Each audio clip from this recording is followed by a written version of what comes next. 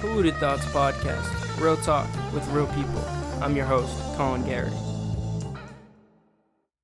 And we're live here with the one and absolutely only FuegoREDD, one of my favorite artists. This is a long overdue podcast. Anybody who knows Fuego, anyone who's close to me knows that this guy is an incredibly talented artist. And he's been deserving of a podcast, to say the least, for a while now. You were just saying how you grew up in Worcester. Yeah, that's my hometown. Yeah, but didn't you also grow up in the South too? So run me through some of your childhood, because I remember when we were sitting down recording some of our shit, you were talking about I lived here, I lived there. I was like, God damn, this kid's lived there. So yeah, we lived all over, bro. We lived in Arizona. We lived in North Carolina and shit. Oh shit! Are you a military family or something? Nah, we just wherever the money was coming from. You know what I'm saying? Yeah. My dad always taught me how to be a working man. He's like, fast money ain't gonna last long. But we come from, my family on my mom's side comes from Alabama. Oh shit. So yeah, my grandfather, he's from Birmingham. And my grandmother's from Birmingham, maybe a city outside. I can't remember. But they came up to Boston with their mom and pops. And that's where my family, that's why we got up here. That's how we got up here. And my dad's side, he from Jersey and stuff. So, you feel me? So, damn, from all over. Yeah. We all over, bro. So, were you born in Worcester? Yes, sir. Oh, okay. And then did you live in Alabama for a little bit, lived in Arizona for a little bit? Yeah, just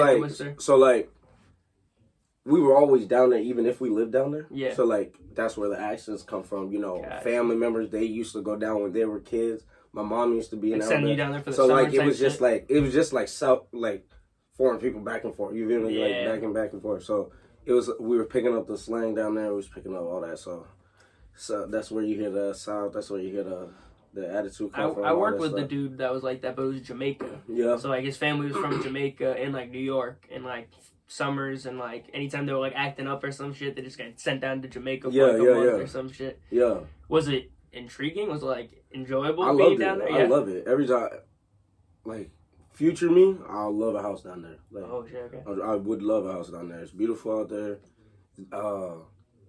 I never seen anything dangerous out there. You feel me? Whenever we was down there with family, so everything was good. But so yeah, I would go back down there. It's fire. It's nothing. I always thought that city. The goal for me personally was make some money up here in the north, because there's more money here. Yeah. Not even more money, but your money's worth more, so to speak. Yeah. You know what it's I mean? more of an industrial type. Yeah. Even Al sent me a picture today from CVS.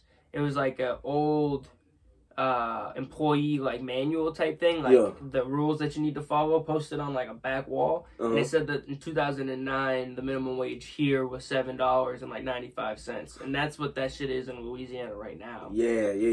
So you know what I mean? They're 15 years behind. There's places where they're still $7.90. That's what I'm saying. They're getting paid literally $7 an hour. And in Las Vegas, it was $10 an hour or something like that. I was looking at jobs for UFC and just some of their minimum wage paying, low-paying jobs for front desk workers. It was $10 an hour, and that's the minimum wage down there. Above that. That's stuff they see all the time. I was complaining to one of my homies. He's from, what is it? He just moved in from Georgia, and he started working with us. And Gary was I was telling him, I was 17. I was bro, I need a job more than 17 right now. And he was bro, what? He's I was happy to make 15 now. Because I used to make 11, 10, 9, in that range. He's and you're looking for 18 right now? And I was oh yeah, I forgot, bro. Does this dude pay for rent, bro? Yeah, shit's crazy, bro. Yeah, bro, he was stunned. He was what? I was yeah, bro, I need. We were even, that apartment that we were looking at, we were in negotiation with them on, pricing and stuff, because, we really liked the spot. It was really nice, clean, had everything we wanted. Top to bottom, really checked off all the boxes, on one of our first apartment visits. And it was just a little too small for the size, for the price. So, we started talking them down, and it's still, you know what I mean? It's not crazy out of the realm for what an apartment is. Would cost, you know what I'm saying? But you damn. Dead ass, bro. I was just damn. Even around here, because this one we're lucky enough that this one's you pay a fee and that includes all of your amenities. Everything top to bottom, including internet and shit like that. And they were super cool about it. But Like, if you're getting someplace out here, even if it's like $1,600 for like a 2-bedroom, you're still paying like $400 in utilities at least, plus all your, you know what I'm saying? It's just crazy out here. And people, like, when I tell people, I was like, yeah, like, you need to make money out here, bro. Like, that's what I'm saying. You need to find some type of revenue to survive out here. And people think when you say that, you're wild, but live over here, bro. You'll understand it completely. I always thought that if you just took the money you made here, though, for, X 10 years or whatever until you're 30, and then you went down to the South where, like, it took all your money from those people make outrageous money. Those people, my neighbor does that, bro. Yeah. Like, he'll leave for the whole winter, bro. Yeah. And he'll have people shovel out the driveway. Dude, you can get mansions and shit down there for, like, the price of, like, this house. It's crazy. Not that my house isn't nice. My house is like a nice house, but it's not like a mansion or anything like that. Like I said, one of the places I was looking at to move down was in Georgia. Mm-hmm. Augusta, I think it's Augustus, Georgia. Yeah, I think that's the capital. Bro. There was like 4 bedrooms, a garage, a driveway, and a big ass backyard for to rent, like just to rent was like 2,000. It just hit 2,000, maybe 2,300. Boy, for 4 bedrooms. Whew. My girl was like, "Yeah, that's crazy." I was like, "Bro, that's insane. Yeah, that's insane." Dead ass. Well, dude, I would it'd be cool to go down there, but it's also like, if you've even saved up enough money to like pay for that when you go down there, then you're gonna be making that money when you get down there, and it's gonna all like equate. You know what I'm saying? Yeah, everything's gonna line up. Percentage wise, it's gonna be the same amount than it was. Here, than what your pay is down there, too. Because, I really want to live in Boston, but that shit's just jacked up. So it's, impossible to live there right now with what I could live there, but it'd be all my money. All your money. You wouldn't be able to do anything else. That's what I'm saying. It would take you, a year to get furniture, bro. Just for your living room, bro. Even with the podcast, I wanted to, start taking a step back on my job and, go 4 days a week or something like that. But, now I can't. Yeah, especially because you're moving. I'm moving. I gotta, if I did it 4 days a week, I would be scraping by. So I'm gonna have to work probably full time still and just bust out the podcast at the same time. Bro, I'm trying to look for some type of job, a warehouse job if possible. I know I could do that work, but I'm trying to move as well, bro. Trying to get up out of here.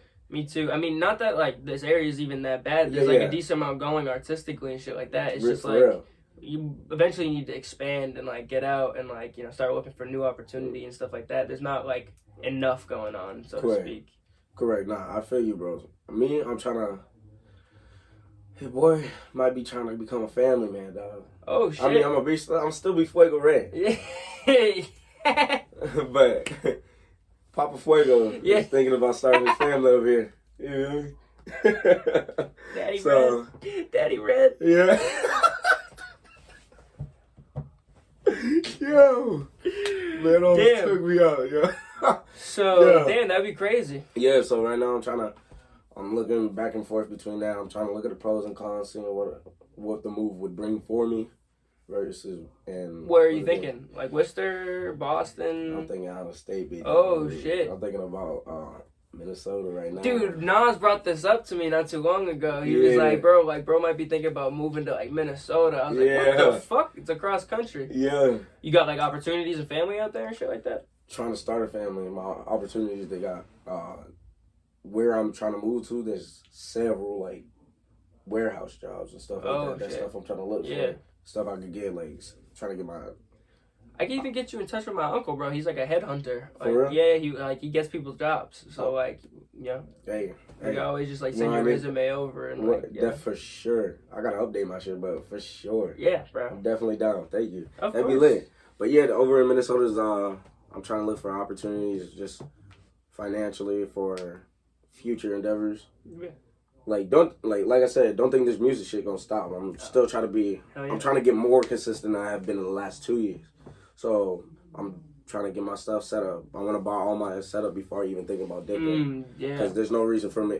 If I leave here, I have lost all recording opportunities and shit. That's what I wanted to talk to you about too. Was you've been recording all off when you do it by yourself, you're recording all off BandLab, right? Yeah, bro. BandLab. Bro, BandLab, which is very impressive. Thank you, bro. I don't understand how some of the sounds come out of BandLab, bro. I don't have a pop mic, the pop filter. Yeah. So like sometimes you'll definitely hear it in the verses and shit. Like you'll hear like, but BandLab though, some of the noises that I've heard come out of the BandLab, some of the songs that I've made, my cousin, my twin, shout out brother. Shout him out. What's his name? What's his like? Shout out Shaquan, Devontae. What's his Sacred Baby or something like that on Instagram. Word. Definitely follow my boy. That's my brother, twin. He's like I started using BandLab first, and I was just like recording songs here just for concept songs, and then I brought it to him, and he was thinking about it for a minute, and then like sometime mid last year, you start pumping out tracks. No, this dude is insane. Like he's one of my I say he's one of my mentors because growing up I'm watching him do his thing in music. So like some of the songs I hear him make are. I wish I was even in the same realm on BandLab. Damn. I made some singing songs. I made some like thoughtful songs. I made some like horror shit. This man make everything sound beautiful on BandLab. I be sometimes I even go cap. Sometimes I hear it. I'm like, what the fuck? That's honestly the good shit though, because that's the shit that makes you go back to your shit. Yeah, and it's not like what the fuck, like out of hate or anything. It's more like, damn, like this dude really got it. You feel me? That's my brother. Yeah. So like, I said, me saying it that way is very. It's like when you hear something that makes you go like, "What the fuck, damn," and gives you like that stank face. It makes you want to go back to your pen and pad, or makes you want to go back to your BandLab. Same thing. Same with Nas. Nas put me into this like recording shit. Yeah, and if it's not, you got a problem. Yo. if you're not inspired by somebody that you think is there's better. No way you hear something beautiful and just let it be beautiful. You're gonna add to that. You're gonna either use that energy you saw from that and put it down, writing into something, or you're gonna use it in something else, bro. There's no way you're gonna see it and just let it pass by. You feel me? No, I just I also think that if you're being like negatively impacted by somebody's somebody's great music or great art or whatever they're putting out that's beautiful, that makes you think that they may be better than you or whatever it may be. Yeah. You shouldn't be negative about that. Never, you gotta take that and you gotta roll with it. You gotta take that and draw inspiration from it wherever way you can. That's how artists nowadays, from the past, keep going crazy. Lil Wayne been rapping for almost three decades, bro. He's been doing this, bro. Dude, he just made a song with Rob 49. That's bro, how one of my favorite songs from last year is Big Dog, Benny the Butcher featuring Lil Wayne. Yeah. New Orleans to Buffalo, Big Dog Siberian Husky. I was like, what? Dude, that was crazy. 2 Chainz too? Yes, bro. Bro. Mans was going, so you just gotta see something, you hear it, you're like, okay, this is changing. It's beautiful how it's changing. I'm gonna rock with this, and you gotta embrace that. There's no way you can't just, I hate that. You're not gonna be very successful, and no, I hate that shit. Yeah, I hate that. No, you gotta find something. You gotta pull from that inspiration from that shit. You feel me? 100%. I couldn't agree more. But anyway, continue with your cousin. Your cousin pumping out BandLab shit. You started drawing you for inspiration. Oh, bro, me and Nas were talking about it, and I was showing him some songs of what I've been doing off of BandLab versus shit shout out Zimmy B, Glee and some Nowhere Safe and shit like that. Some of my songs and shit. I just took a step back and I went to my pad and I'm really in my bag, bro. And Nas was telling me, he's like, bro, this is a different artist and he's gonna go crazy. If he doesn't pop, nothing will. You know what I'm saying? Yeah. And obviously you can add critique that and make it, but he's saying if this version of Fuego don't pop, you are gonna have a hard time finding what does. So I agree. So right now, I just gotta, whenever I hear inspirational shit like that, from my twin, from Nas, it always makes me rush right back to my pad, just to see where I could push it. I'm these boys is running, I'm jogging right now. They dusting me, you feel me? So I need to start picking my feet up, start getting back in the race. And I love that's about all of our circle. You, Alex, all of Chad and everything. So I love that we all get to hear each other develop as artists. Yeah. And you're nah, I like what he's doing.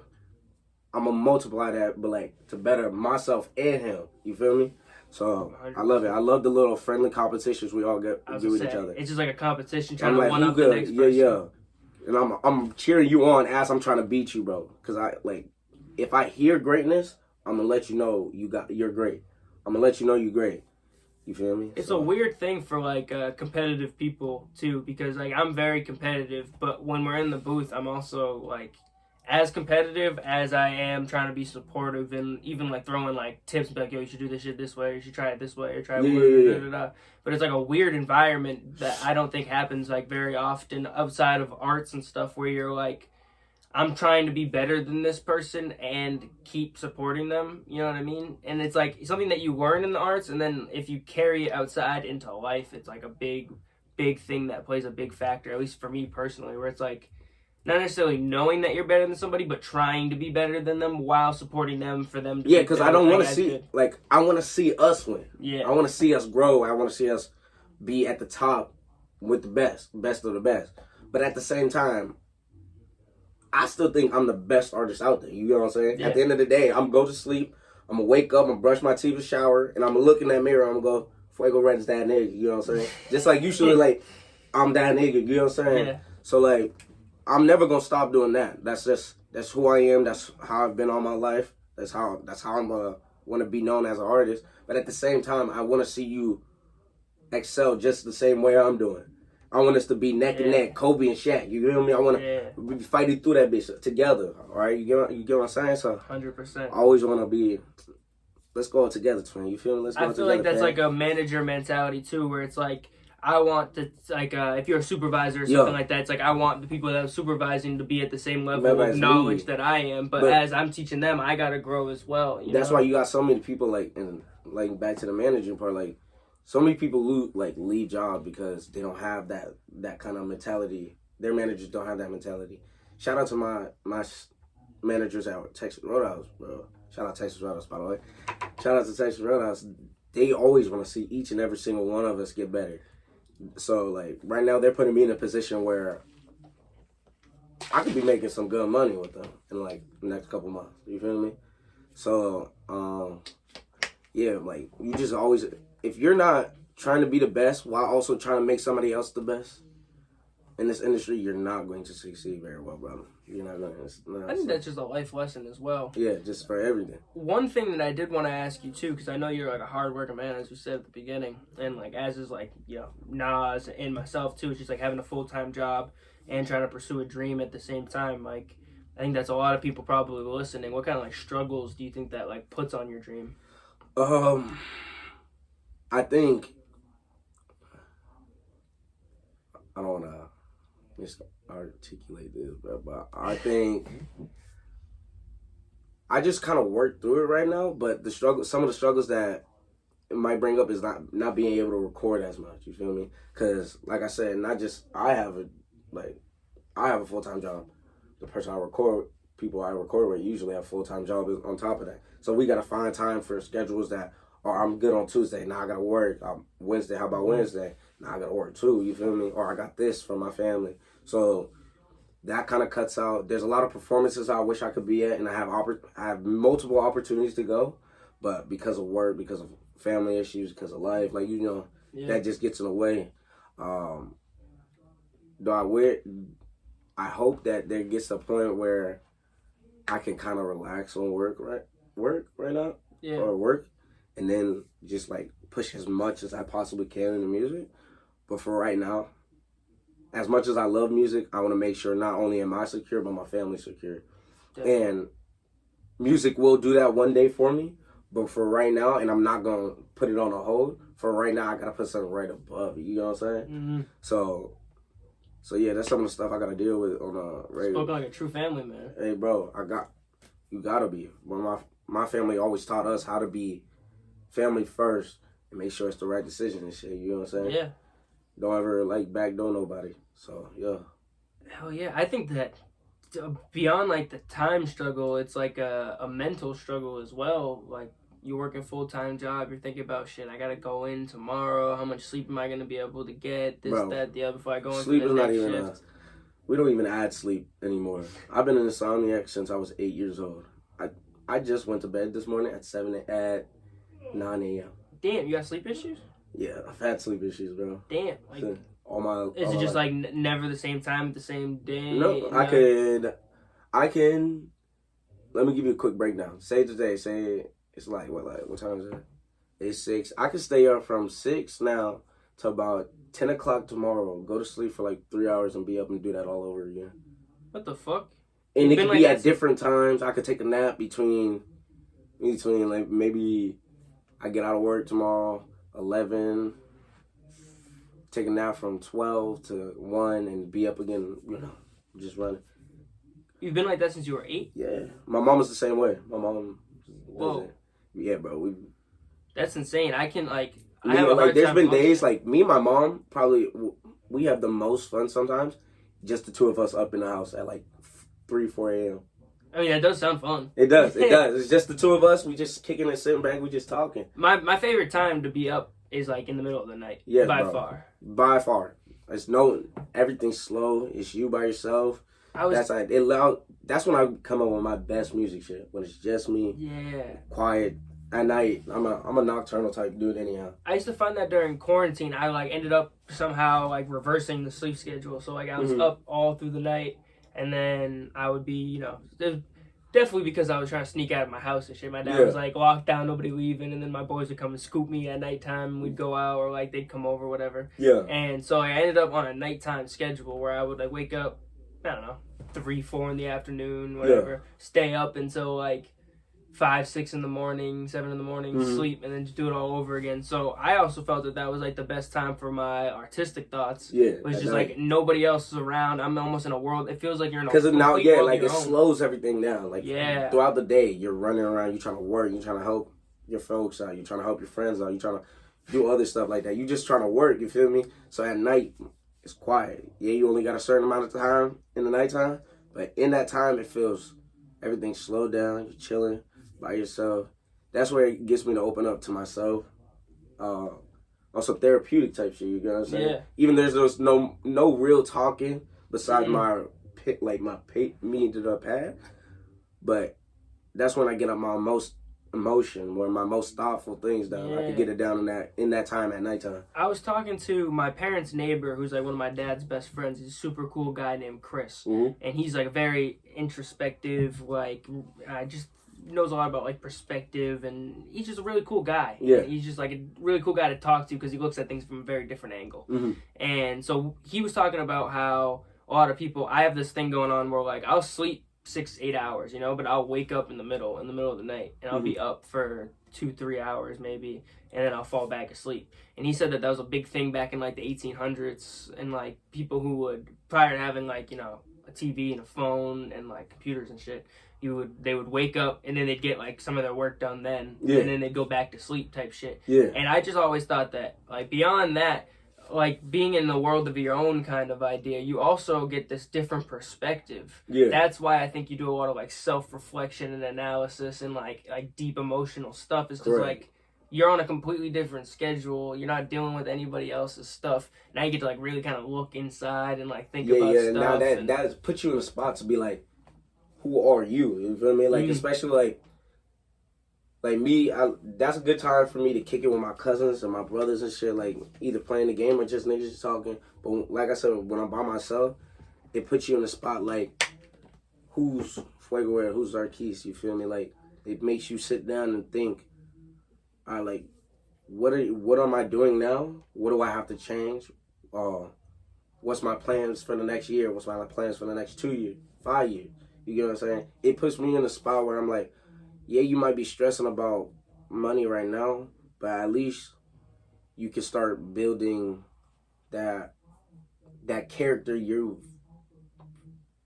destined to be. You get my way, start going on to that path, you feel me? Yeah, start building your foundation. Yeah. So, yeah, I'm stressed out because I'm like, oh, if I'm going to have to start paying a mortgage if I buy a house, you know what I'm saying? Or tax and stuff. Like, just like, for future endeavors, I'm glad I'm stressing about it now so I can find a way to work to it. Yeah, definitely. And like I said, when I'm at night, like in the night, writing and all that stuff that's when it's best planned out for me, and everything comes out smooth.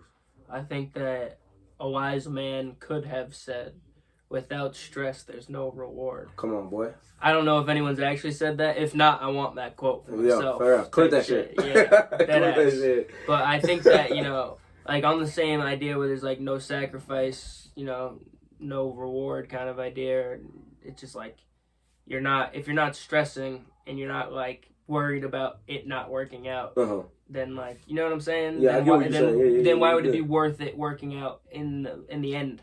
If you're not worried about it not working out, then like you would just give up on it. Kind of idea. Exactly. If you knew it wasn't something, you wouldn't have started. Yeah. You know what I'm saying? I think that there's also like some sort of like in between where you need to battle two sides, like a yin and a yang of like, you know that you're gonna be successful and that it's gonna work out, and then the stress aspect at the same time. With every pro, there's a con to go with it. So everything you're gonna go through is gonna have a positive and negative. It's whether if your positives outweigh those negatives, that force you to keep going. Some people have positives and that overweigh the negatives, but because they don't have that passion behind it, they're like, I'm gonna just throw that bitch out to the side. You know what I'm saying? Yeah. I think that.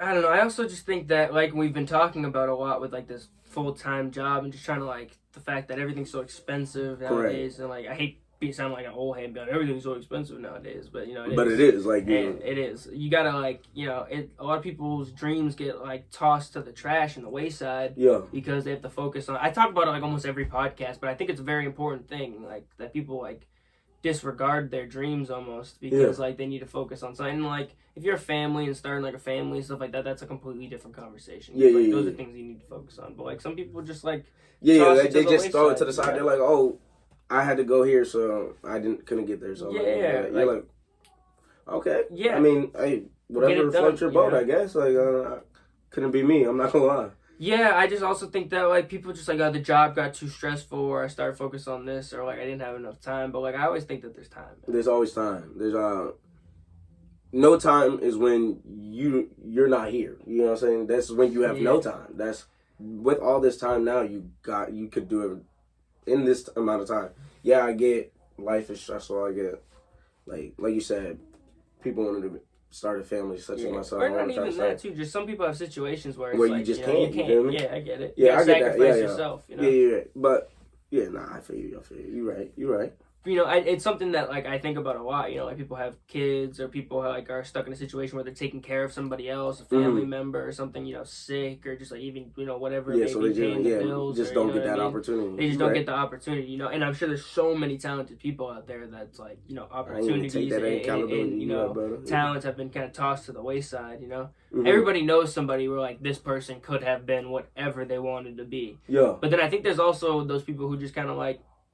They don't want to. They don't want to put in the work. You know what I mean? There's also some people who are just like so incredibly talented at whatever they put their hands on, and then they're just like, it's just too much. You know what I mean? It's like couldn't I don't know be bothered. if like not even like the fame, but like the work is too much. You know what I mean?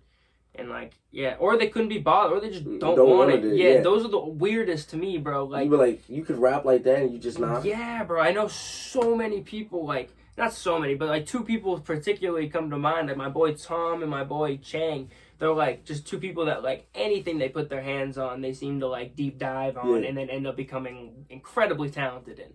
And like when we first started rapping and stuff, these kids were on like a whole other level, bro. Like saying things I've never heard, flows that are like completely genuine and not made like not jacked from anybody else. And then they just kind of stopped and they were like, they got interested in other stuff, which is respected. But I was just like, bro, like I don't want to I'm not disrespecting the fact that you don't want to do it because you might have something else in mind. You feel me? What I'm saying is you have an ability that is very, very talented and could get you a lot of opportunities with this ability. Whether it's rapping, basketball, football, writing books. Like if you have an amazing ability, I think you should take them, especially nowadays, like in today's age, like take that opportunity because that could expand to something else. That could expand to whatever your passion is. You feel me? Whatever it ends up being. Yeah, like some people blow, like, I forgot, there's like artists that blow up and they're like, okay, I'm done with music because now I've made it to a point where I want to be. I want to start this business or I want to make, you get what I'm saying? Like they do other things once they blow up at a certain distance. A lot of YouTubers use it. They'll make content and then once they get enough audience and enough viewers, they'll put music out and shit like that. So you'll see that. So I think that's my thought on like using your opportunity, but some people just don't want to. Yeah, I get it. Thing. Yeah. Real quick, we're just gonna go to break. We'll be right back. Shout out Jason and Flippin' Ships. We'll be right back. Our sponsor for PTP is Flippin' Ships. Flippin' Ships was founded by CEO Jason Reynolds during late quarantine, and Jason is in the business of providing you with entertainment. Whether you're looking for a restored boat in great condition you can take on the lakes, or if you're interested in watching the process go down, Jason's got it all. His TikToks show the process in an entertaining way for all ages, but check out his YouTube videos because they show every detail of the flip. Check him out on TikTok and YouTube for some at-home or on-the-go entertainment. His handle is Flippin' Ships. That's flipping without the G, ships. And be on the lookout for these flip ships soon on Facebook and Instagram. Like, that's like low-key kind of a flex. The bathroom is cool. The only problem is that, like, it's like a Scarface, like, jacuzzi tub in there, which, like, I think my uncle's dad wanted in there, which is really cool. It's like a jet tub and shit. And my uncle uses it all the time. He's a big tub guy. But it's, like, the most awkward thing taking a shower in there with no curtain. And it's like you're not at a level surface, you're sunken below, and then like the things right in front of you. It's very odd to take it. It's very odd. It is nice. It's all tiled and shit. It's nice. It's nice. But anyways, we were talking about like opportunities and shit like that. It's weird. And then you gotta like wipe off like because you don't have a curtain, so it's not blocking all the water from going everywhere. So then afterward, you gotta clean it all up with a towel and shit.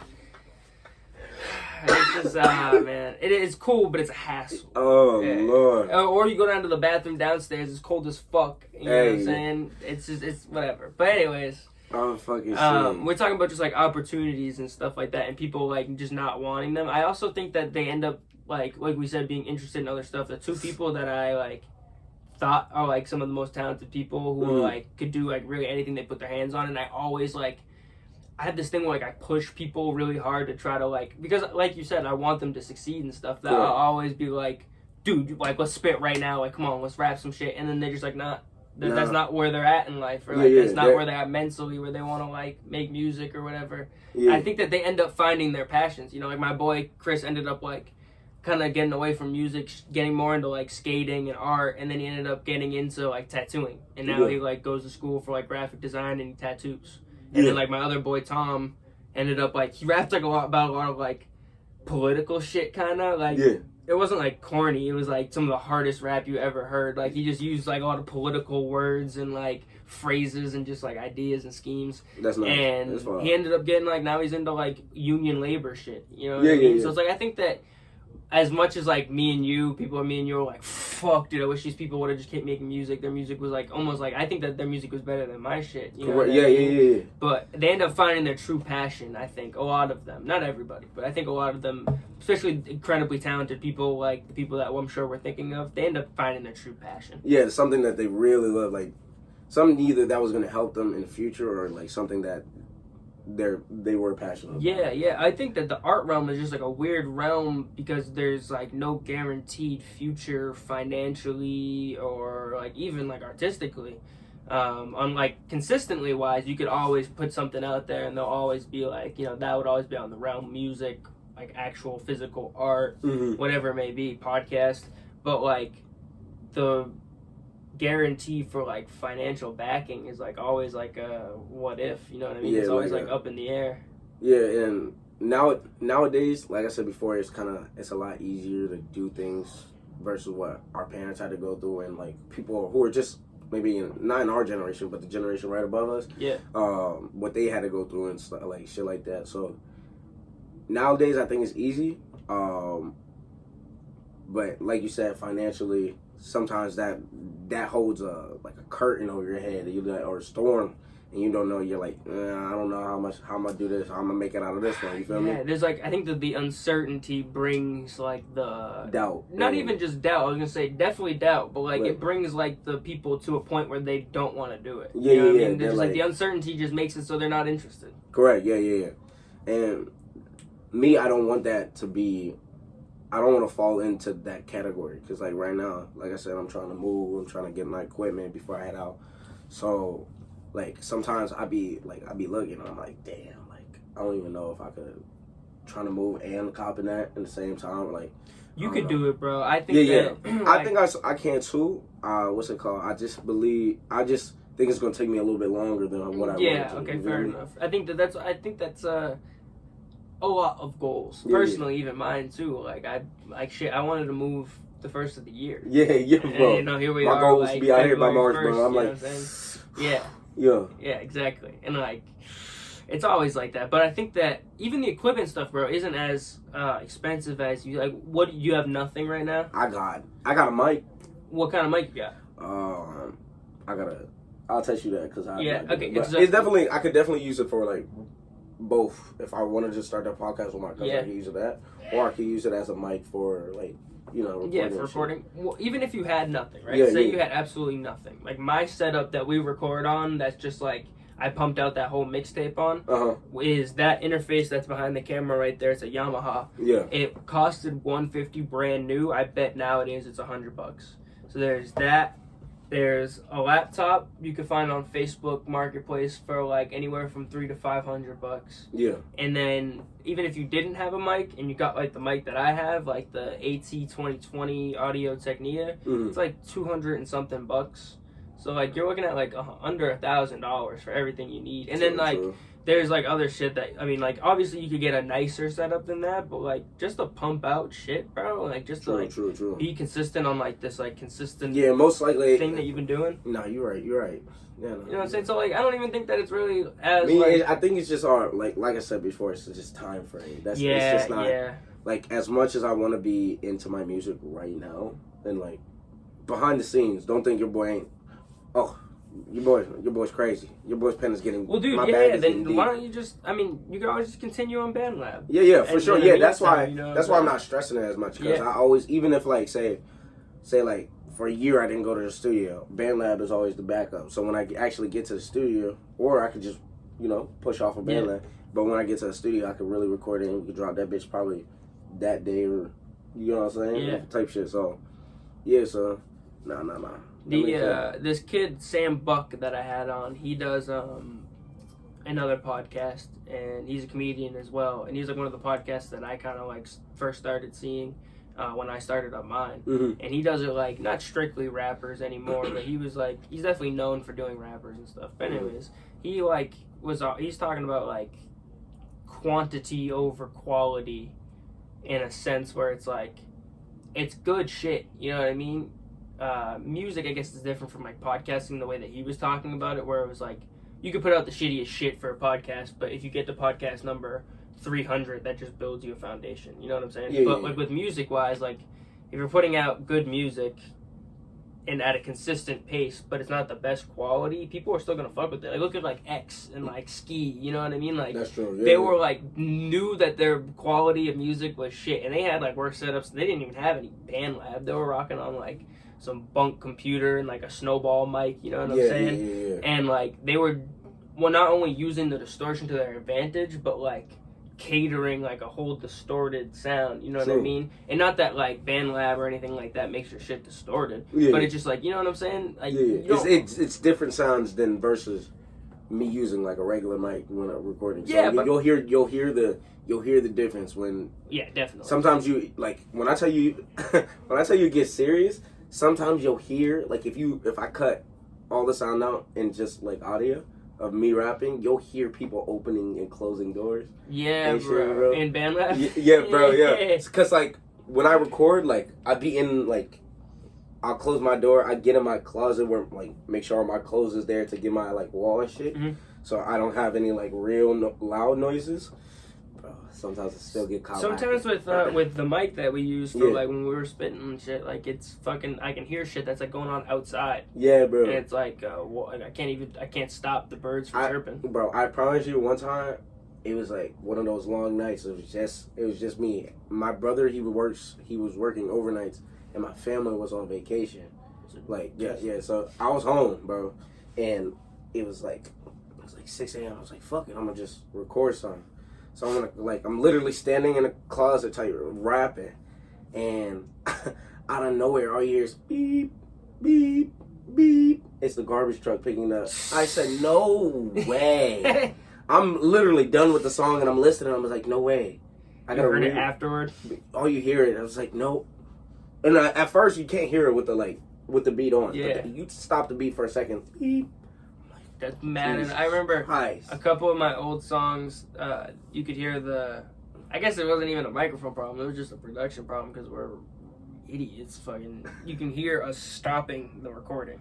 You can hear like the pressing of the key in the background. Yeah, and like the first couple of songs that we ever did, like back in high school. What is it? It's very funny. In my song "Crying Out," you can hear Nas in the back with a lighter, flake, flake, flake, flake. Yeah, and crying out in the beginning of it, you hear him. And for so long, I was like, "What the hell is that noise?" Like, I'm like, "What is that?" I had that too. Yeah, I love it. Like, I was like, "It's not bad at all." It sounds like it's part like. It was like me like and supposed to be part of it. Yeah. And I was like, for so long, because I recorded that song early 2023 and released it on my uncle's birthday, R.I.P. on his birthday in October. So between that entire stretch, I'll be like, bro, what the hell is that noise, bro? And one day we went to the studio. I was like, yo, pull up Crying Out. I gotta show you something. And we're listening. He's like, oh yeah, bro, that's me. And I was like, bro, this entire time I'm thinking I'm going crazy. He's like, yeah, this. I was like, dog, I thought I was losing it, G. I thought that too. And if you listen to the beginning of our song, of 30MG, at the very beginning, it's like me saying like, turn that shit all the way up. Or to like turn my vocals all. I don't remember even saying. Hey, bro, it's probably hard, bro. It sounded cool, but I always thought that it was part of the beat. And then like I was like listening to him, I was like, I said something to like one of you guys like right before I went in, and I was like, I couldn't even recognize it. But yeah, even Nico in the intro, I was like, he was sitting right where you're sitting, and I had like the microphone here, and I was just saying some dumb shit at the beginning, like the intro, some ignorant shit, and in the background he yells like, one take, C, or something like that, like in the background, and I thought it was like reverb on my own voice, and it was just him in the background the whole time. That's hilarious, yeah. Dude, bro, we gotta work on this like collective. Bro, yeah. We got like a cool thing going, like for real. Some like unreleased music that's bro, really good. I just wanna say, Acids, unreleased by the way, and 30MG, bro, those bitches is hard. Yeah, those are so hard, bro. There's some shit that I'm like shocked by. I love that Al's verse in 30MG, bro. Yes, 30MG, bro. I was like, you, Nas, and Chad, y'all went crazy in Assets, bro.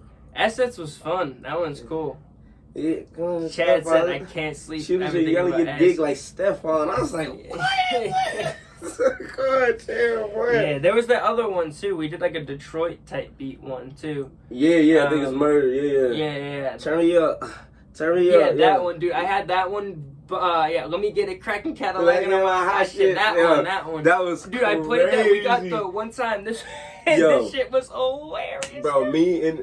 When I tell you, when you went up there to rap, bro, me and the C, like, he had shown me like a song or so, and I was like, nah, he's tough.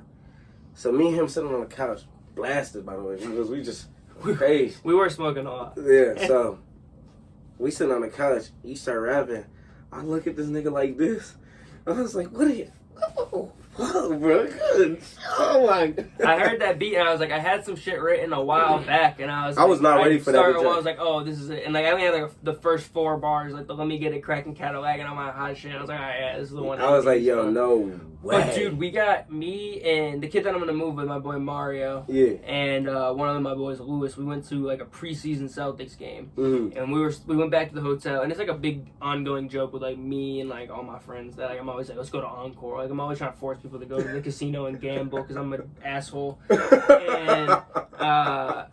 And so anyways, we were in Boston already. We were at the game, and like I'm obviously being like, let's go to Encore. And after the game, like they're a little shaken up. I wasn't like that bad. I hadn't really been drinking, and we go back to the hotel, and they're like almost out. Like they're like, yeah, that's the end of the night. Yeah, I was like, we're not going out like this. I call us an Uber. We all get up, we go down, and the Uber's like our age. It's some like African kid from like Nigeria. And he pulled up in like a wicked nice Beamer and picked us up. And like I get in the car, I'm like, yo, what's good, my man? He's like, you guys going to the casino? And I was like, yeah, you coming with us? And he's like, and I quote goes, I was thinking about it. And I was like, nuh-uh, shut the fuck up. Like, I was joking, you know what I'm saying? Like, I was just like throwing it out there. Like, hey, shit, I might hop out the car. Yeah, he was like, shit, I was thinking about it, deadass. So we drive all the way there. He shows us, he makes like Afro music, like Afro Latino or whatever. And he was showing us his music. It was actually pretty good. I think his name was like Smiley or something. Yeah. And I was like, yo, let me play something real quick. Let me play something, and I played that song, that murder shit or whatever, and we were all going crazy, right? Yo, we was having we went dumb. That was a good session. That was a good time. I loved it, bro. He had told me that y'all had linked back up to do like Acid and other songs like that. And he was like, bro, you don't understand. Them boys in that room were like crazy when you came on, bro. I was like, no way. I was like, I don't even think it was that tough, bro. They're like, no, you were it was fire as fuck. But then we got to like the strip where the casino is, and we're bumping that song. We're all like going crazy. Yeah. And then like the song ends. Yeah. He starts playing his music again. I'm like, yo, so you coming in with us? Yeah. He goes, yeah, okay, I'm gonna pull in the garage. I was like, no fucking way. Like, it took barely any convincing to get this guy. He's like played a couple songs and went out here. Yeah, pretty much. And then like he pulled us into the garage instead of dropping us off like the valet. And he goes in with us. He ends up, I'll show you the videos after. It has to be the funniest string of videos I've ever taken in my life. That's hilarious.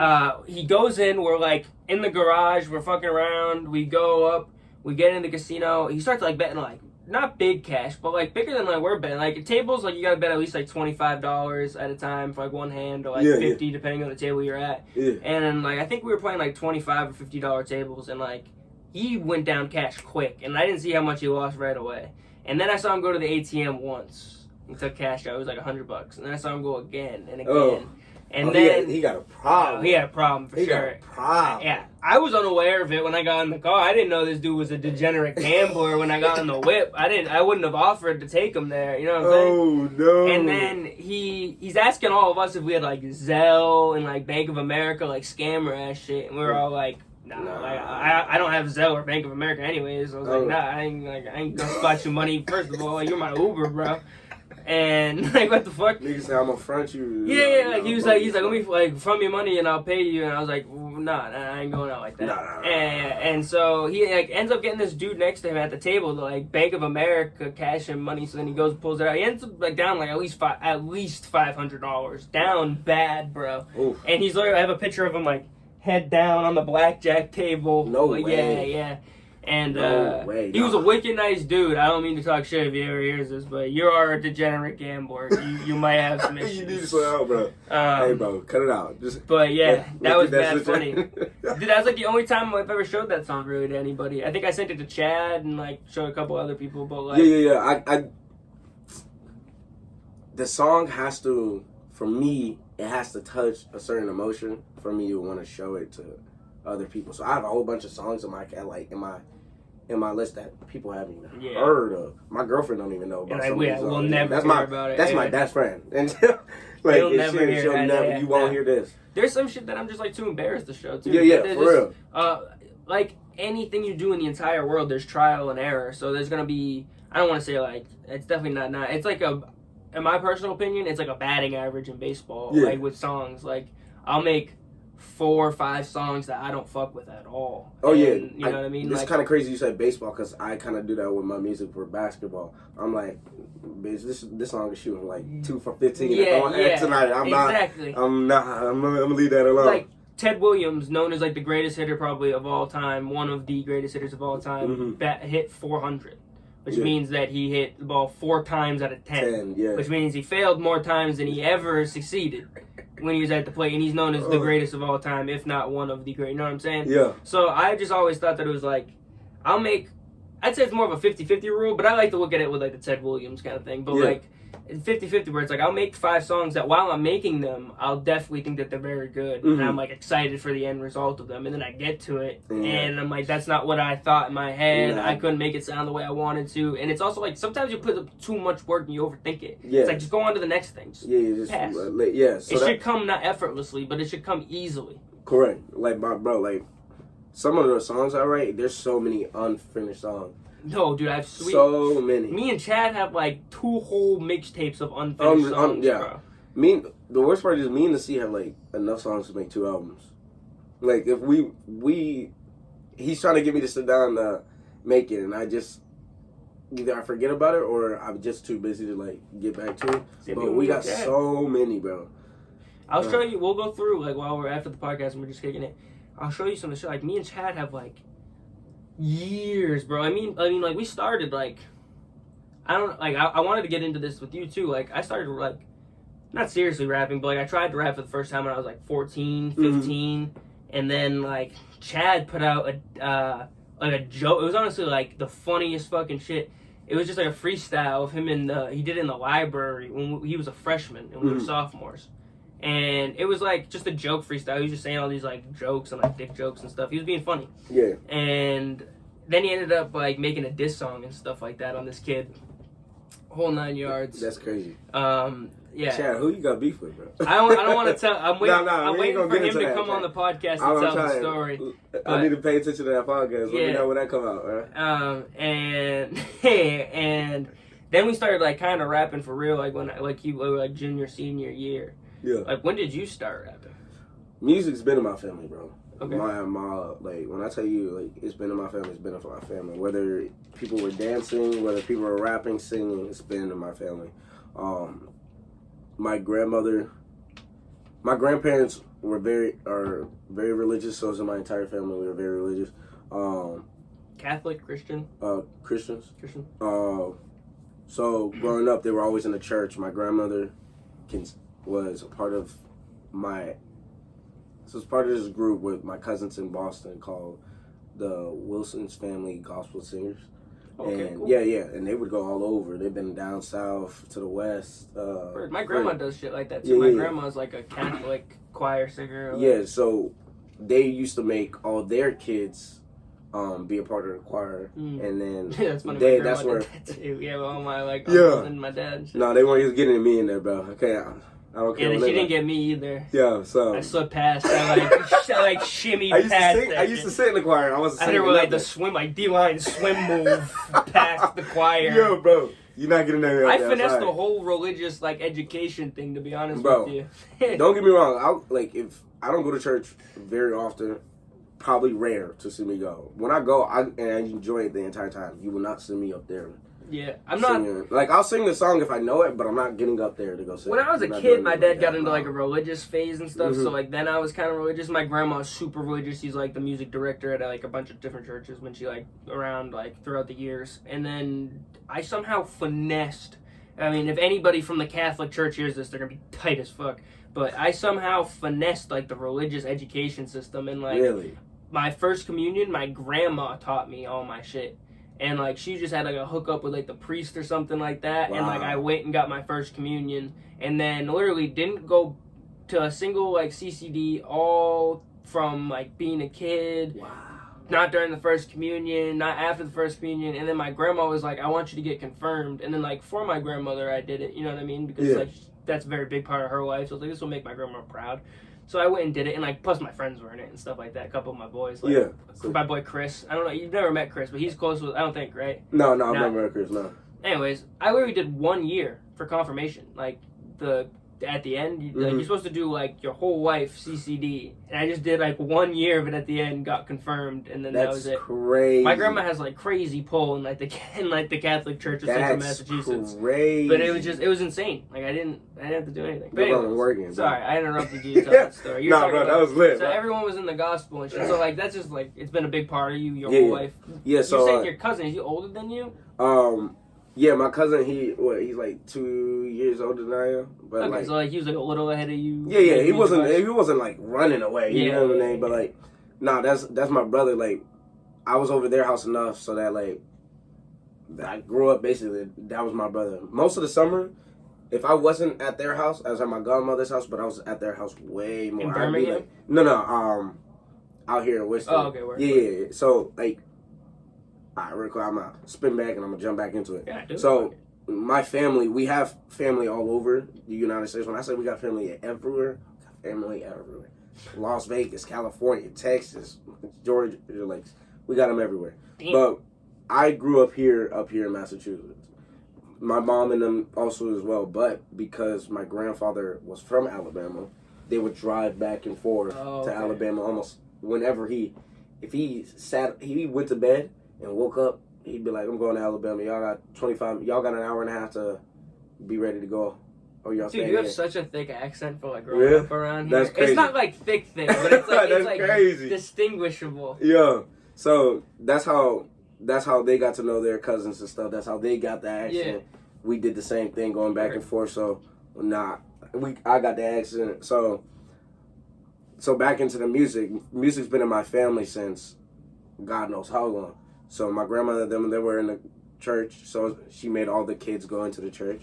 They also were part of like dance groups and stuff too. Yeah, like hip hop or like yeah. So my uncle, like my mom and them, my uncles and like some of their cousins, they would all be part of this group. Like they were part of this group. They almost got signed to this like this label, I think, for like dancing. Wow. But my aunt, she ran the group, and the guy wanted to try to like get with her to get there, and she was like, "Nah, we're not doing that." Yeah, bro. Word. And like my family, we've gotten real close to like stars. Like my uncle RP, Big Dog, the one I dropped the song for, Crying Out. He was a singer, boy. He was a singer. So there was chances where he almost got to meet, or he's met Missy Elliott. Like, oh shit, he's met like stars, bro. Damn. He's met stars, bro. He went to Vegas, came back, and he was part of. He was part of this. He had a manager. I don't think he was a part of a label, but he had a manager. They went to Vegas. They made money out there for a quick, and then came back. But when I say music's been in my family since before time, Word. Because I was like, there's a hint to that within the stuff that you're doing. There's a lot of like melodical music that you're putting out there. It's like a little bit different than what you make when you're with like me and Alan and like the rest of us. Yeah, I try to like. I grew up a singer. Chris Brown was the person I looked to like celebrity wise in music. Word. My uncle Chris Brown was that dog, bro. Dude, I don't care about none of that so other shit, bad. bro. I always wanted to do that in my talent show in like high school, bro. Like, don't get me wrong. I think some of the stuff he did was wrong. Yes, oh yeah, 100%. You will still not take that man's accolades. Chris Brown pre Brianna beating before was a different animal. Stomp the Yard. Chris Brown is like the steeziest shit I've ever seen in my life. Excuse me, miss. Wall to wall. Dude, I can say, excuse me, miss. I wanted to do in the talent show so bad, bro. Excuse me, miss. Is a different song. Dude, that was Riz before Riz. Even after Chris Brown came back from like jail after the allegation. It's not an allegation. Yeah, they got video. That nigga. Even after that, he came out swinging still.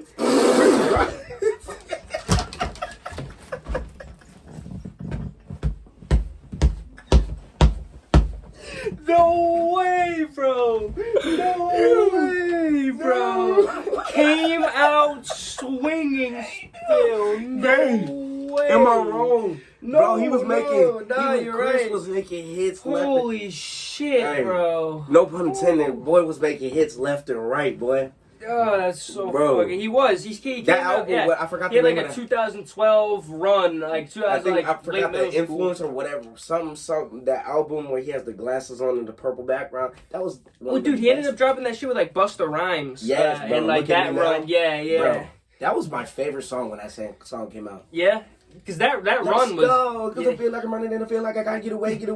Better know, and I don't, and I won't, and it's not because, I gotta win every day. Bro, I remember kids in the lunchroom would always be trying to do that shit when it came out. Everyone think they could do it. Bro, the reason I started learning is because I used to go to school at Auburn, man, it's right outside of Worcester. Okay, yeah. And there was a kid there, and he could do it. And then he would try to, like, flex that he could do it, knowing that was my favorite song at the time.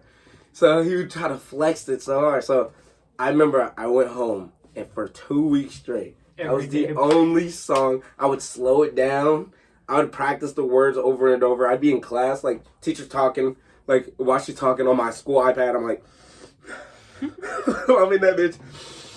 Yo, practicing until the day I got it, bro. I was doing that with Rap God. Yes, bro. Same. Yeah, that's mad funny. Once I started the speed rapping, I was like, I'm gonna get through all of them. Twister, Bone Thugs and Harmony. What's his name? Oh, fuck.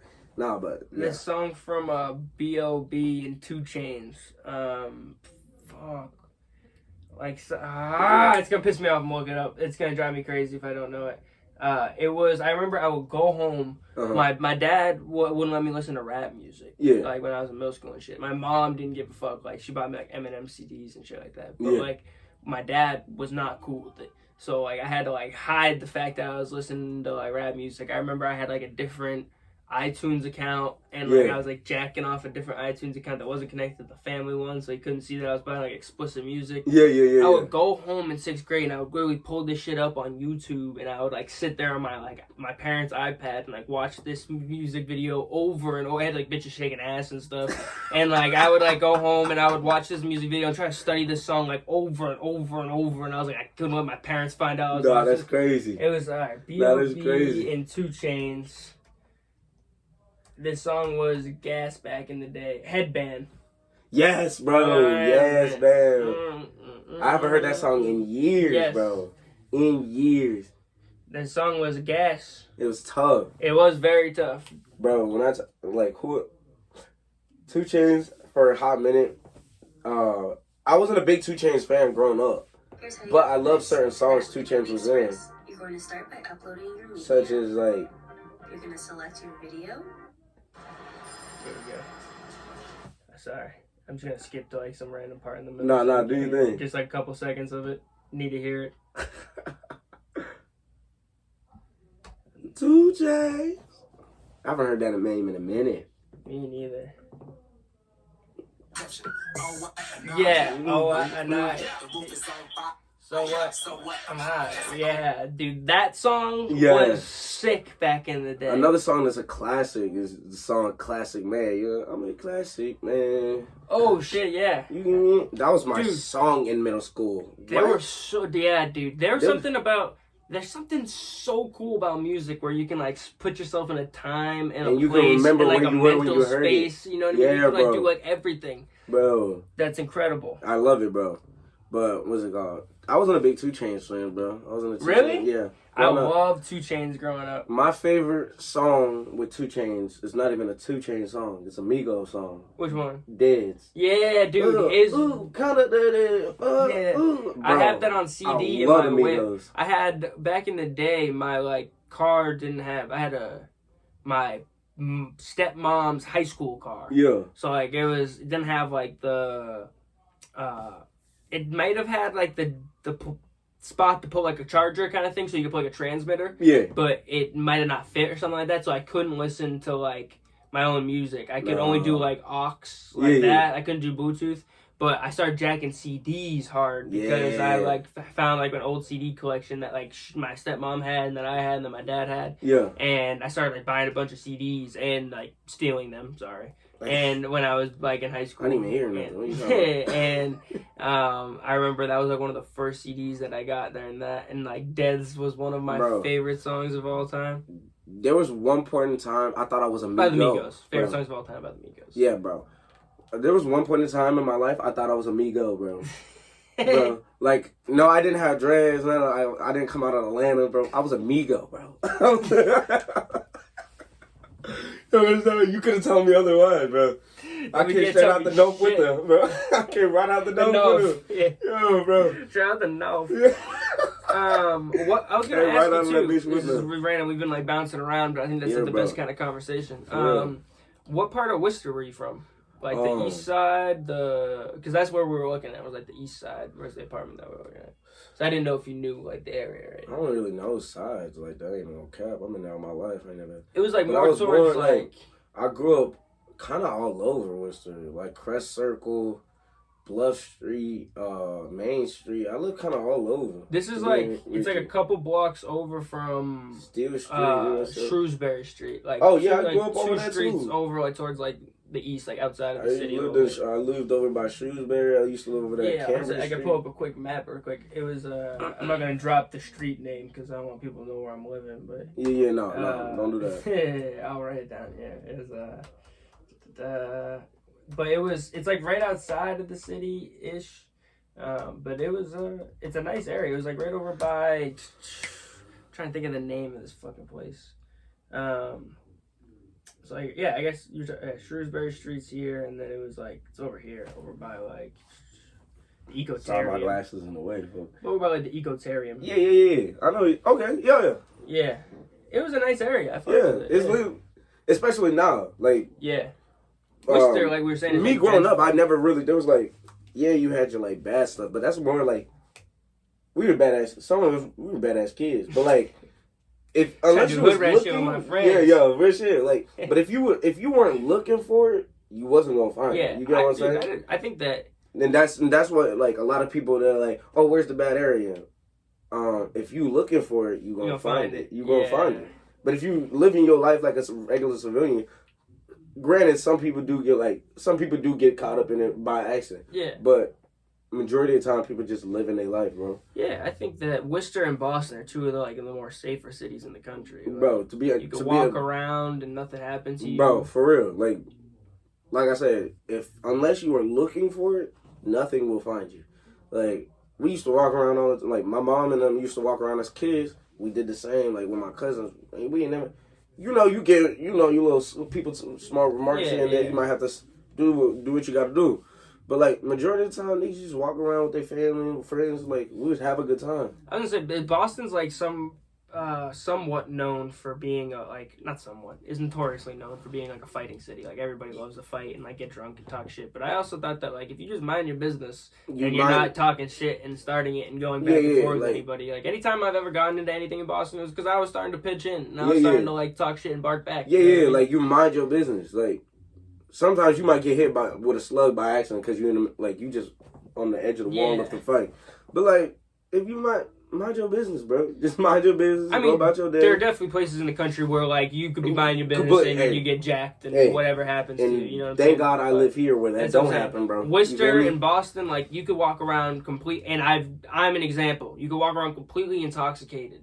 And be perfectly fine. Like, literally pockets out almost type The shit. only thing you probably got to worry about is not falling in the street. Bro, driving through Boston is probably one of the scariest shits I've ever been a part of. Yeah. I see some wild shit. Driving in Boston is probably the scariest. Driving to or in? In. Being in Boston? Yes. Wild. Niggas just step out. Well, it's not like... It has the same roads are built for driving, yes, but it's not like that place isn't meant to be driven on. You know what I'm saying? You can't drive there, bro. It's hard. That's like driving in Boston and New York are the only two places I've ever had. Oh my God, New York. And on I don't know what route, the highway going down to Georgia, bro. Those are the only three places I've ever been like in the middle of a heart wrencher, bro. Yeah, bro. Where you're like actually stressed the fuck out. There's been bro. There's been multiple times I'll be in the car with my cousin and shit, or like my dogs, and we're driving in Boston, and you come this close to running somebody over because they just walk. They just. No, I get very frustrated in Boston. New York is by far the worst. By far, like me and my girlfriend a while back. We had to we're going to this garage or whatever. We had to pull in. And the lady told us, it's right over there on the right-hand side. And when we pull up to right where she told us, the sign clearly says, use 34th Street, whatever. And we're on, 35th Street. And I was like, well, what the fuck? So I have to spin all the way around to the next street, go back down the other one way to come back up this way to go up. You know what I'm saying? They're one-way streets. I can't... Or they're two-way, but they're, pretty much a one-way. Road. So I have to go, all the way back around again. I go to the next... By the way, it took me 20 minutes to, go all the way around again. No 2 streets. Way. Get back over there. And meanwhile, people Boston just walking across the street. Boston is steady busy, bro. It's in daytime and nighttime. And I feel like nighttime is just so bad. It's not as bad as, daytime, obviously. Yeah. But it's just as bad, bro. It's so dead. Even if the roads were empty, it's so hard to navigate your way through it because there's so many tunnels and there's all these different directions that'll be bringing you. Yeah, I'm kind of glad I grew up in Worcester. We ain't had all that. We just nigga, look up at the star, walk that way.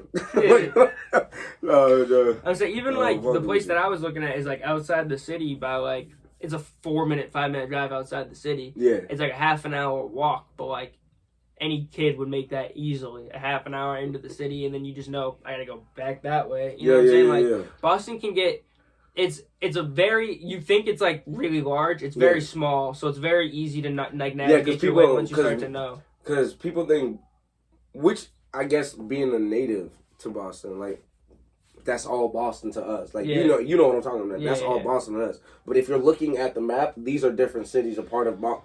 You get on the different areas like, and territories. like Metro Boston area. Yeah, like Jamaican Plains is different from, you know what I'm saying? Brockton, like all that. Like to anybody else, that's just fucking Boston. Yeah, but, you know, to us, we know the little bit of a difference. Yeah, we're like, okay, this is all. Well, people say that they're from Boston. I think that's a problem with fucking a lot of, not even a problem, but I think that people find a problem with that being like, you from Worcester, but you say that you're from Boston, or like even if you're from Brockton or like Lawrence or something like that, people say they're from Boston, and people be like, you're not from Boston. You know what I mean? Boston's so small of an area that it's like hard to really be from Boston. So when Boston. Like some of my dogs, like when we first met, they be like, we'd be like, where you from? They be like, Boston. Where you from? Like you know what I'm saying?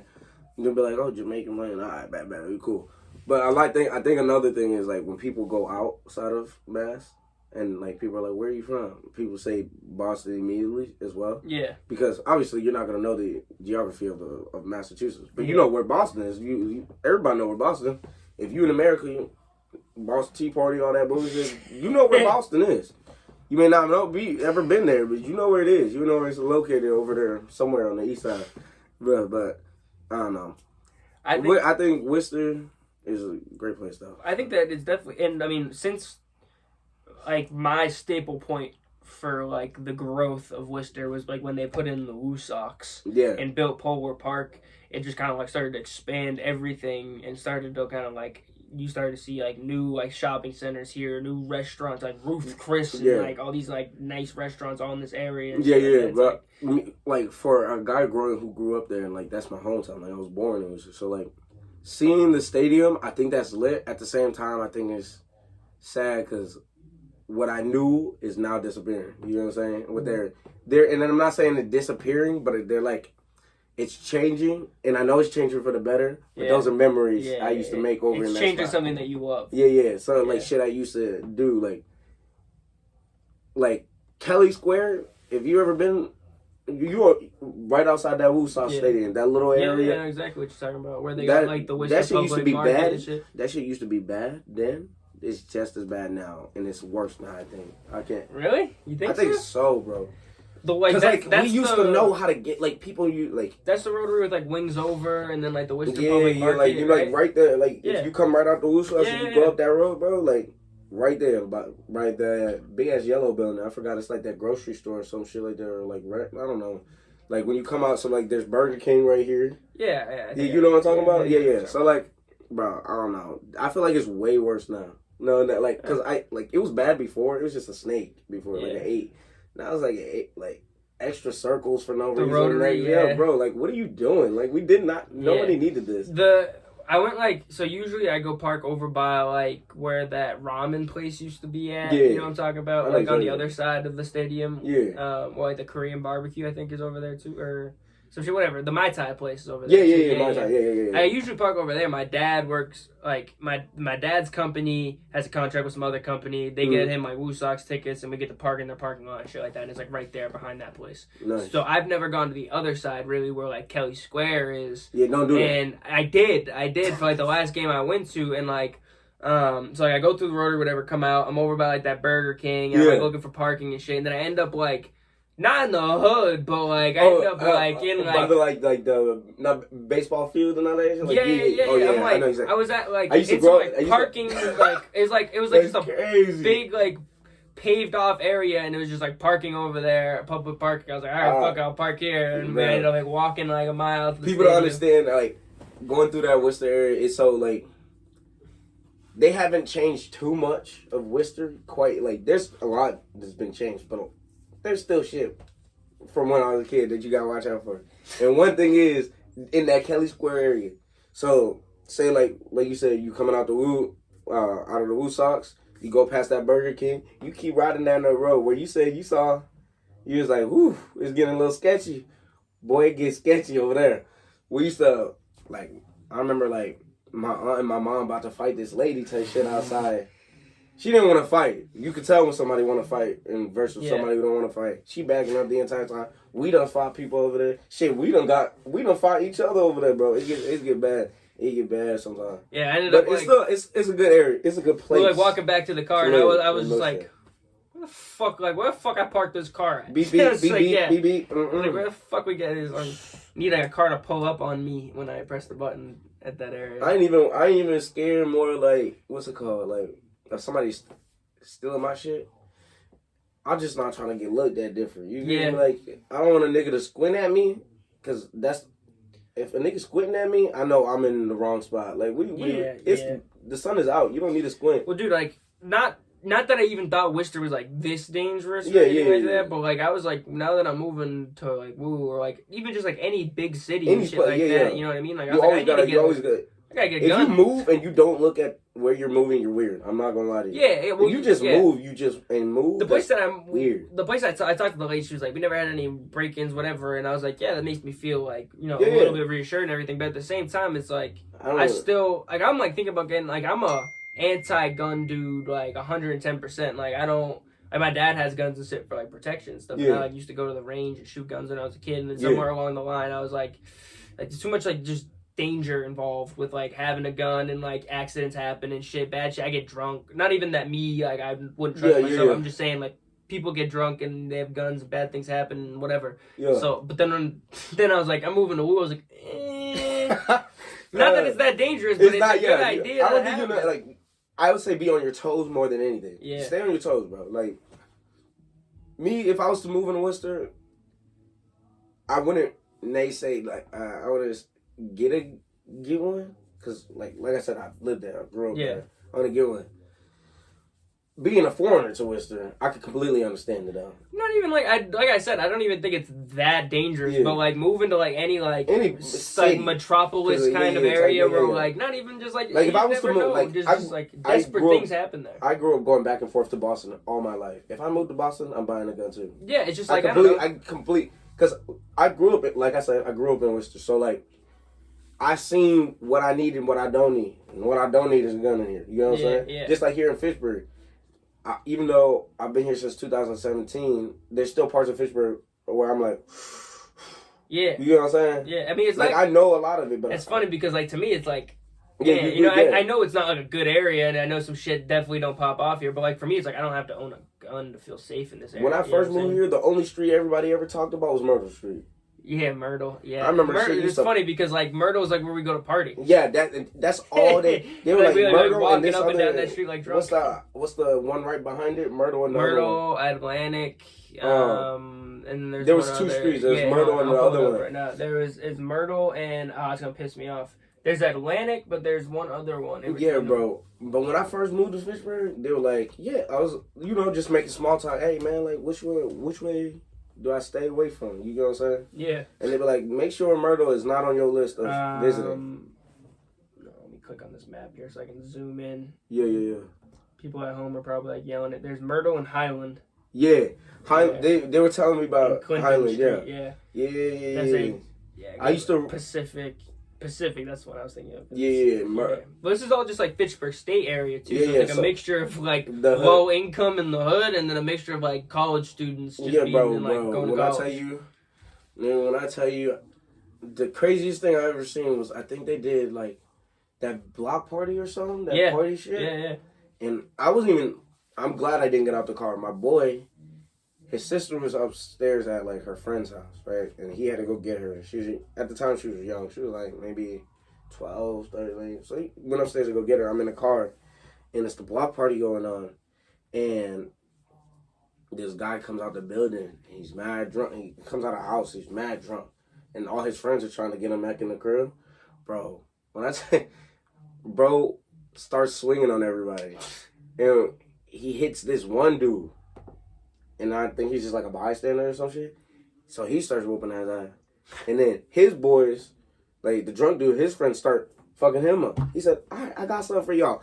I ain't never called somebody so fast in my life. I said, if you don't bring your black ass downstairs, bro, bring your ass downstairs right now. I'm not gonna die for nobody. Like, you for nothing. Especially right now, no. I was like, you ain't even my guy. You ain't even gang, bro. Bring your ass downstairs now before I take your car and drive off. Bro, it's not like, and that's the thing. I've never had that experience anywhere else but on Myrtle, and I've never been banged. I've never been. It's funny that you say that because like at nighttime there's like different sports teams have houses on there, and like frats and just like different houses in general. People throw parties. It was like all like Myrtle, Highland, all both of those, and everyone's just going back and forth. Literally, like at nighttime, like I'm not sure. I'm sure it's still this way, but like I remember when I was like a freshman in college, and like I was like going to see all my friends in Fitchburg State. It was like literally, I'm talking like swamped with kids walking up and down the street. Road, yeah. It's just all college kids all the time, and then like you have like your high school kids. Then you have like then you have like the ghetto interactions with like the people from like that the hood who like aren't in college, who just live in like not the slums. It's not like the slums. Yeah, no. Just like it's just like I get what you're saying, yeah. And like it's just it is an interesting area. It's funny to get like an outside perspective on that because I knew it was like not dangerous, but like I was always like I got to keep my wits about me when I'm in this area. But I don't know if anything popped off. Because they came down almost immediately after I called, so I don't know if anything popped down. I didn't hear anything about it in the news or anything, so most likely nothing happened. Probably was just empty threat. But I know as a foreign, I saw that and I said, yeah. Even like when I would go to Lowell, like all my boys moved to Lowell, and like at first I was like very like Lowell had like a reputation in my mind for being like this like dangerous city and shit, and then like we like walk all through Lowell, nothing ever happened to me. Even like this one time, that saying like to keep the wits about me, like my boy was like, I was with my boy Frank and my boy Tom, and we were like going to our friend's house. We got like split up from the group, and Frank was like, I gotta take a fucking piss. So he starts like pissing like right outside like this like their arena. Yeah. And there's like some like big dude walking down the street, and like my boy Tom's like, all right, bro, let's keep our wits about us. Like, you know what I mean? Like we never know. And then like right when the kid starts walking by, he's like, hey, bro, what's up? And like dabs him up and like starts like shooting the shit. I'm like, yo, what the fuck? Yeah, bro. Like, I also think if you keep a good attitude like that, it's hard for like bad shit to happen to you unless someone's like really evil, you know what I mean? Like even if someone had like bad intentions, then you pull up and you're like, yo, what's good, brother? Like, good to see you. Yeah, because then that's gonna be like, damn, I can't do that to exactly. I feel you, bro. But that's on my only like. So I understand like you like trying to stay strapped up when you go out. It's not even like it was just like I don't even like I would get an LTC, but it's not like I would walk around with like a gun all the time. You know what I mean? Because we're going to different things. Going into here, you can't bring a gun here. Obviously, you shouldn't be able to. But like just to have at the house, like in case like anybody ever broke in or like I got like I feel like not sketched out, but not like when I have somebody like you on who I know, I've met you multiple times. You know what I mean? We're boys like. I know the conversation's gonna go well. It's gonna be a normal thing. Like, but when I'm bringing like strangers over, you know what I mean? Like, there's some people that I just met over the internet, and I'm like, like come through this day, like, this is my time, house, you know what I mean? But like, this is where I live, bro. Not only that, I also like am a pretty like. I have a decent sports memorabilia collection and like autographs and shit and like stuff that's like worth. Like everybody, they have personals and shit that's worth money. You know what I'm saying? And I'm bringing people who I don't know into my house, so it's like. I do like a little bit of like, you know, gauging of who they are and shit like that before I have them on. You know what I'm saying? If I don't know who they are. But like, it's just like, I don't know. I never know what could happen. You know what I mean? We could be in the middle of the podcast, somebody starts jacking my shit. You know what I mean? Like stealing my stuff off my... Our sponsor for PTP is Flippin' Ships. Flippin' Ships was founded by CEO Jason Reynolds during late quarantine, and Jason is in the business of providing you with entertainment. Whether you're looking for a restored boat in great condition you can take on the lakes, or if you're interested in watching the process go down, Jason's got it all. His TikToks show the process in an entertaining way for all ages, but check out his YouTube videos because they show every detail of the flip. Check him out on TikTok and YouTube for some at-home or on-the-go entertainment. His handle is Flippin' Ships. That's flipping without the G, ships. And be on the lookout for these flip ships soon on Facebook and Instagram. Early. All right. Technical difficulties, but we worked through them. Just wanted to sign off. Peace. We'll leave you how I always leave you. Believe in yourselves and keep chugging, fools. Keep grinding. Yes, sir. Go check Fuego out on all platforms. Fuego.toohot. Too hot, baby. Two T's on Fuego Too Hot, boy. On Instagram. So go check that shit out. Peace. Believe in yourselves, fools.